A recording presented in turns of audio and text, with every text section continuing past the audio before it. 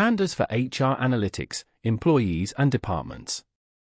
A complete, standalone tutorial will build two related synthetic tables, merge them, and analyze salary and attrition with Pandas. No prior Pandas experience needed. Let's jump straight in. Running the cell now. Before you start, open a new Jupyter notebook in VS Code and select your Python interpreter as the kernel. If Pandas isn't installed yet, open a terminal in VS Code and run pip install pandas. Running the cell now. Once your kernel is selected, you're ready to go. And if this series is useful to you, subscribing now means the next dataset lands in your feed automatically. Let's dive in. Part 1. Building the dataset. Running the cell now. We import Pandas as PD. We also import numpy, which we'll use to generate random employee records. We print the installed Pandas version to confirm everything works. Running the cell now. Here, we confirm the version of the Pandas library we're using, which is 2.3.0. This is important because different versions can have variations in functionality and syntax, ensuring consistency as we build and manipulate our dataset. Always check your environment early to avoid unexpected issues later on. Real HR data almost always lives in more than one table. We'll model that properly, starting with a small departments table. Building the departments table. Running the cell now. We build a small data frame directly from a dictionary, assigning each department a numeric ID, a name, and a city location. We display the full departments table, 5 rows. Running the cell now. This output shows the newly created departments data frame with 5 rows, each representing a unique department along with its ID and location. Notice the clear structure, department_ID as a key column, department_name for labels, and location indicating where each department is based. This confirms the successful creation of a foundational table essential for organizing and linking department data in later analysis. Now we generate a much larger employees table, each row referencing a department_ID back to that smaller table, entirely offline. Generating the employees table. Running the cell now. A seeded random generator, so this workforce is exactly reproducible. We'll generate 120 employee records. A pool of first names to draw from. A pool of last names to combine with them. We print the employee count. Running the cell now. Here, the output shows the total number of employees set for our table, which is 120. This confirms that our code correctly initializes the dataset size, laying the foundation for generating consistent employee records in the next steps. Noticing this count helps ensure we have the right scale before moving forward. An empty list to collect every employee record. A hiring window start date. An end date. And the number of days between them for picking a random hire date. We loop once per employee. Combining a random first and last name. Assigning a random department ID between 1 and 5. A random hire date somewhere in that 6-year window. A random salary between 55 and 125,000. A performance score drawn from a normal distribution centered at 3.5. And about an 18% chance this employee has since left the company. If so, we generate a departure date some months to a few years after they were hired. Otherwise, left_date stays blank, using Pandas is not a time marker for a missing date. Appending the finished row. We build a data frame from every row, naming each column. We print the shape, 120 rows, 7 columns. Running the cell now. The output, 127, shows the shape of the generated employees table, indicating it has 120 rows and 7 columns. This confirms the code successfully created data for 120 employees with the intended attributes like hire dates, salaries, and possible departure dates. The shape check helps verify the dataset size matches the expected number of employees before proceeding with further analysis. We save the employees table to its own CSV file, and the departments table to a second, separate CSV file, exactly like two related exports from a real HR system. We read employees back in, parsing both date columns. We read departments back in too. Head previews the first 5 employee rows. Running the cell now.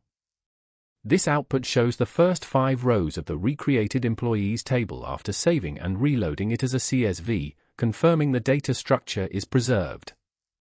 Notice the key columns such as hire_date and left_date are correctly parsed as dates, which is essential for any time-based analysis.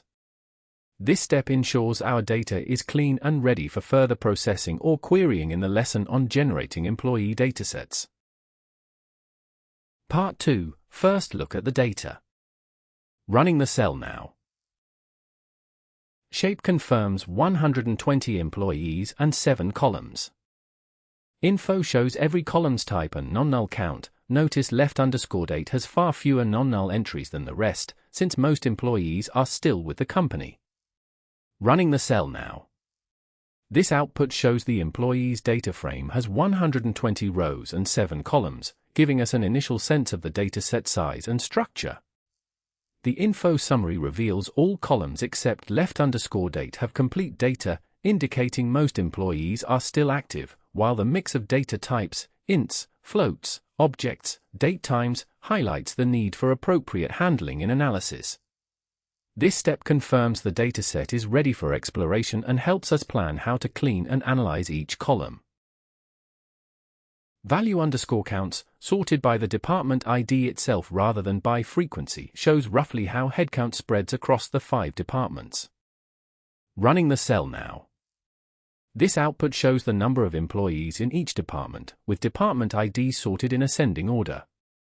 Notice how the value_counts method helps us quickly see the distribution of employees across departments, which is essential for understanding the structure of our dataset. This aligns with our goal in Part 2 to get a first look at key data features like counts and categories.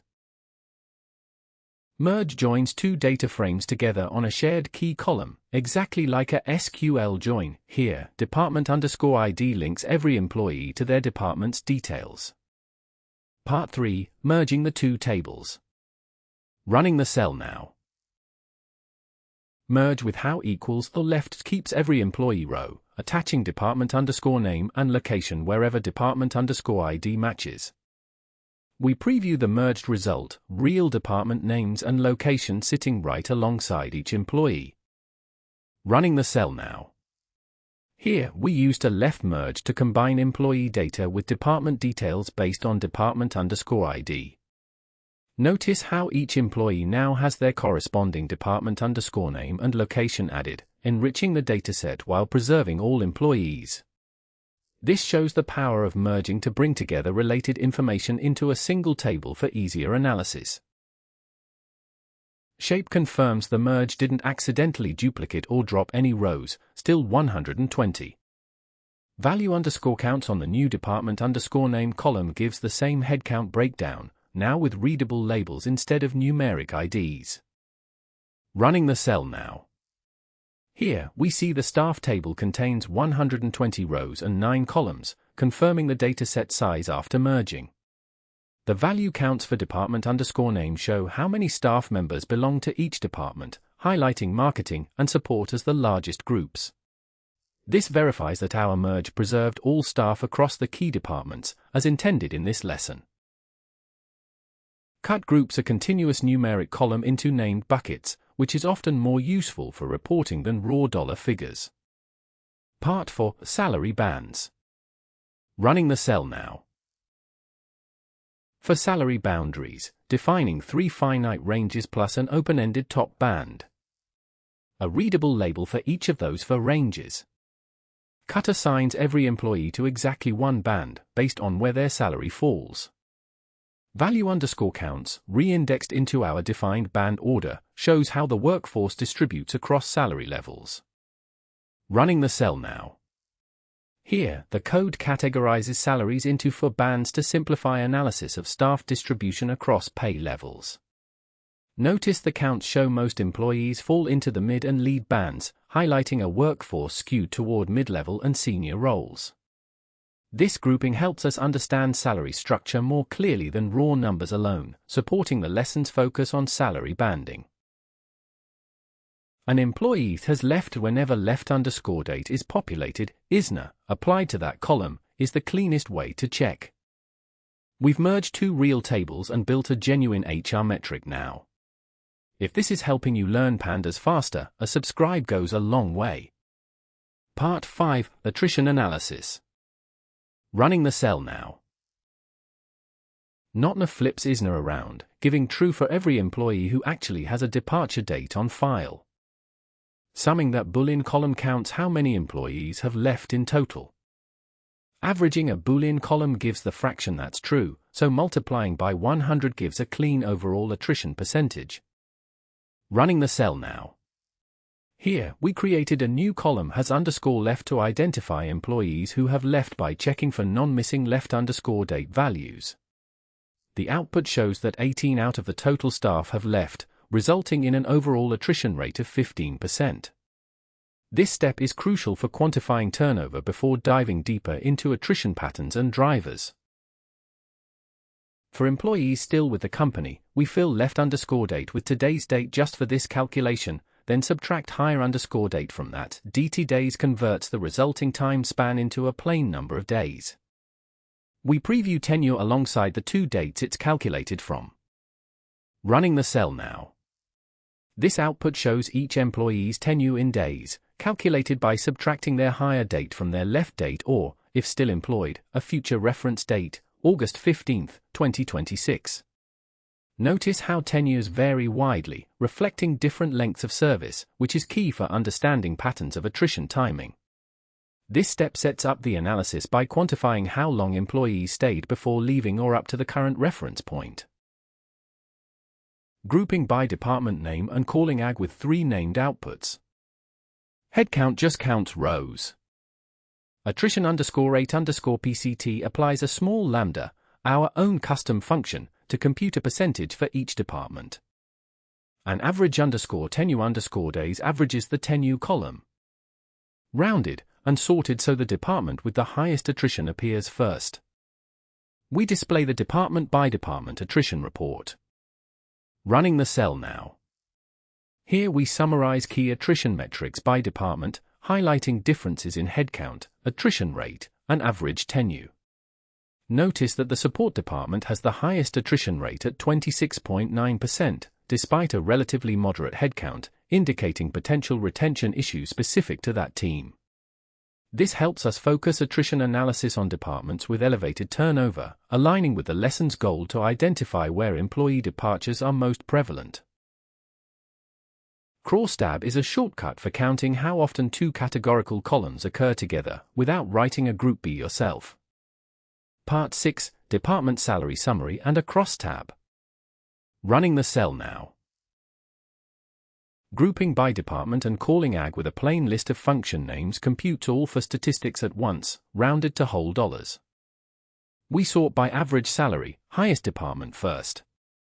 Running the cell now. This output summarizes key salary statistics by department, showing the mean, median, minimum, and maximum salaries. Notice that the support department has the highest average salary, while finance has the lowest mean, reflecting differences in pay scale across departments. This helps us understand departmental compensation patterns and the distribution of salaries within each group. Crawstab counts how many employees fall into every department and salary band combination, laid out as a grid, no group B required. Running the cell now. This Crawstab summarizes the count of employees by department and salary band, showing how many staff fall into each salary range within each department. Notice patterns like marketing having many mid-level salaries, while support has a strong lead presence, reflecting the department's pay distribution. This helps us understand departmental salary structures and supports informed decisions on resource allocation or compensation review. A chart of average salary and one of attrition rate, both by department, communicate the whole report at a glance. Part 7. Visualizing the results. Running the cell now. We import matplotlib. Switching to the non-interactive AG backend so charts save cleanly anywhere. Then we import pyplot. A figure and axis. We plot average salary per department, sorted highest first, as a bar chart. A title. A y-axis label. Tight underscore layout keeps everything readable. We save the chart. We release the figure. We confirm the save. Running the cell now. This output confirms that the bar chart showing the average salary by department was successfully saved as a PNG file. In this lesson section, the focus is on visualizing the aggregated salary data to clearly compare departments, highlighting trends such as which departments offer higher mean salaries. The intent is to reinforce how data visualization aids in interpreting and communicating key insights effectively. Opening the real saved chart directly, confirming it genuinely landed on disk exactly as it looked in the notebook. A new figure and axis for our second chart. We plot attrition rate per department, already sorted, as a bar chart. A title. A y-axis label. Tight underscore layout keeps everything tidy. We save the chart. We release the figure. We confirm the save. Running the cell now. This bar chart visualizes the attrition rate percentage across different departments, highlighting which areas have higher employee turnover. Notice the varying heights of the bars, which help quickly identify departments with elevated attrition, key insight for targeting retention efforts. This step in the lesson demonstrates how to effectively summarize and communicate data trends using clear visualizations. Opening the real saved chart directly, confirming it genuinely landed on disk exactly as it looked in the notebook. Side by side, these two charts show not just who's paid the most, but where the company is actually struggling to hold on to people, which is usually the more important question. We covered a lot, so let's recap. Wrap up what you learned. Building two related synthetic tables and saving them as separate CSV files, like a real HR export. Joining tables together with merge, on a shared ID column. Bucketing a numeric column into readable salary bands with cut. Attrition analysis, NOTNA for a departure flag, tenure calculated from 2 dates, and a custom lambda inside AG. Multi-statistic department summaries, plus crosstab for quick two-way counts. Department level, presentation-ready charts with matplotlib. You went from 2 raw synthetic tables to a full HR report covering salary, tenure, and attrition.